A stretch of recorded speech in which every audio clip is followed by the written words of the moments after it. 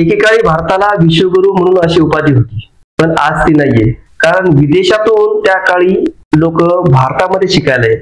भारतामध्ये जे ज्ञान आहे, जे परंपरा चालू आहे, आध्यात्मिक परंपरा, भारताची एक ज्ञानी परंपरा भारतामध्ये, या परंपरेमुळे विदेशातून लोक आपल्या भारतामध्ये येत एकेकाळी, आणि म्हणून भारत देश तेव्हा विश्वगुरु होता. आज भारतातल्या लोकांना विदेशात जावं शिकण्यासाठी. याचं कारण काय? याचं कारण फक्त एकच, शिक्षण व्यवस्थेवर भारताने लक्ष दिलं नाही. हे जेवढे काही नेते वगैरे सगळं आहेत, यांना फक्त आपलाच खिसा गरम करून घ्यायचा आहे. हे जेवढे काही नेते लोक आहेत, भ्रष्टाचारी नेते लोक, यांना फक्त आपलंच घर भरायचंय, यांना फक्त आपल्याच खिसा गरम करायचा आहे, यांना आपलाच भारतातला पैसा विदेशात नेऊन ठेवायचा आहे, काळा पैसा सगळा. सगळ्या नेत्याचे खाते जे आहेत ते स्विस बँकेत आहेत. भारताचा पैसा जो आहे तो सगळा विदेशात नेऊन ठेवणार, काळा पैसा, आणि त्यांची मुलं पण इथे शिकवणार नाहीत, ते विदेशात शिकवणार. याकडे लक्ष देणार कोण? पण सरकारचं काम आहे लक्ष देणं, पण सरकारमध्येच काही असे ठग आहेत की यांचेच स्विस बँक मध्ये अकाउंट आहेत. बोलायचं कोणाला? आपण अशी दुसऱ्याला, शेंबूड आपल्या नाकाला, अशी अवस्था झाली सरकारची. 70,000 करोड रुपयाचा आरोपावाले नेते आपल्याच सरकारमध्ये सामील करून घेतात. म्हणजे एकदम अशी वॉशिंग मशीन म्हणजे म्हणतात, या वॉशिंग मशीन सारखं या सरकार झालंय. एकूण भ्रष्टाचारी तिथे टाकला काय, तिकून बस वॉश नेता एकदम धुतल्या तांदळाचा. शिक्षण व्यवस्थेवर कोणाचं लक्ष नाहीये. ओरडणं चालू आहे, विश्वगुरु भारत, विश्वगुरु भारत. विश्वगुरु तेव्हाच होणार जेव्हा इथच्या सामान्य नागरिकांचा बुद्ध्यांक एकदम उंचावेल. तिथे पायाभूत सुविधा ज्या आहेत, शिक्षण म्हणा, आरोग्य म्हणा, ह्या सुधारल्या तर सर्वसामान्य माणसाचं जीवन जे आहे, सामाजिक जीवन जे आहे, ते पण उंचावेल. त्यांचा जो बुद्ध्यांक आहे, त्यांची विचार करण्याची पद्धत जी आहे सकारात्मक होईल. हे जे आमदार, खासदार, नरसाळे, फिरसाळे, भुसनाळे, हे सगळे एकाच स्वरात बोंबलतात. कशासाठी? फक्त पगारवाढीसाठी. अख्खं सभागृह गाजवून टाकतात, सगळं कामकाज बंद करतात फक्त पगारवाढीसाठी. त्यांना पगारवाढ कशासाठी पाहिजे असते? त्यांचे गरीब, त्यांचे जे मुलं आहेत त्यांना परदेशात शिकवण्यासाठी जास्त खर्च लागतो, त्यांना पंचतारांकित शाळांमध्ये शिकवण्यासाठी जास्त खर्च लागतो, आणि म्हणून ते पगारवाढीची मागणी करतात. म्हणून गरिबांच्या मुलांना शिकवण्यासाठी नाही, तर आमदार, खासदार जे काही आहेत गरीब लोक, यांच्या मुलांना मोफत आणि चांगलं शिक्षण मिळावं यासाठी तरी सरकारी शाळाकडे सरकारचं लक्ष देणं गरजेचं आहे.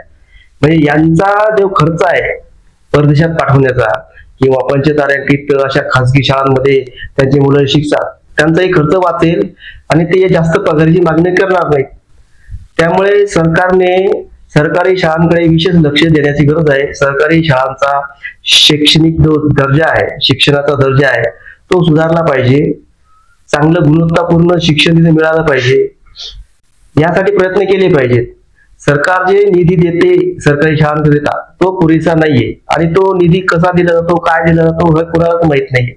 तर याकरिता मी एक महिनाभरापूर्वी 21/4/2025 रोजी एक RTI दाखल केला होता जिल्हा परिषद वाशिम या कार्यालयामध्ये. तर आज रोजी त्याला 1 महिना पूर्ण झालेला आहे आणि त्याचं उत्तर अजून मिळालं नाहीये. ऑनलाईन RTI दाखल केला होता. 30 दिवसाच्या आत कोणत्याही RTIचं जर माहितीचा अधिकार आपण ऑनलाईन किंवा ऑफलाईन सादर केला असेल तर 30 दिवसाच्या आत उत्तर मिळणे अपेक्षित असते. पण आज 30 दिवस झाले, आज त्याचं उत्तर मिळालं नाहीये. तर RTI जो आहे तो अशा प्रकारे दाखल केला होता मी सरकारी निधीबद्दल. सरकारी शाळांचा जो निधी आहे तो कशा प्रकारे पुरला जातो, किती आला, कसा वाटला, सविस्तर मी तुला तुम्हाला सांगतोय आता. तर सविस्तर असा RTI टाकला होता मी. आर्थिक वर्ष 2024-25 मध्ये जिल्हा परिषद वाशिम अंतर्गत शाळांसाठी एकूण किती निधी जाहीर झाला, आतापर्यंत किती निधी वाटप झाला, वाटपाच्या तारखा आणि रक्कम यांचा तपशील, वाटप झालेल्या निधीचा उपयोग कोणत्या उद्देशांसाठी झाला, उदाहरणार्थ पायाभूत सुविधा, शिक्षकांचे पगार, शैक्षणिक साहित्य. जर निधी पूर्णपणे वाटप झाला नसेल तर त्याची कारणे काय? कृपया ही माहिती इंग्रजी किंवा मराठीत आणि लिखित स्वरूपात प्रदान करावी. मी यासाठी आवश्यक शुल्क 10 रुपये ऑनलाईन पद्धतीने जमा केले आहेत. तर अशा प्रकारचा एक RTI मी दाखल केला होता महिनाभरापूर्वी. तर त्याचं उत्तर अजून मिळालेलं नाहीये. तर अजून एक दिवस वाट बघायची आणि नंतर एक प्रथम अपील असते, एक ऑप्शन असते, ते ऑप्शन मधून आपण अजून एक अपील करू शकतो. तर आपल्यालाही समजलं पाहिजे की सरकारी शाळेला जो आलेला निधी आहे तो कशा प्रकारे वाटप होतो, कुठं पुढे जातो, आणि हा जो RTI दाखल केलेला आहे याचा उद्देश कोणावरही वैयक्तिकरित्या दडपण आणण्याचा प्रयत्न नाहीये. उद्देश साफ आहे, फक्त आकडेवारी सरकारी शाळांच्या निधीचा की नेमकं काय चालू आहे ते कळण्यासाठी फक्त हा याचा उद्देश आहे.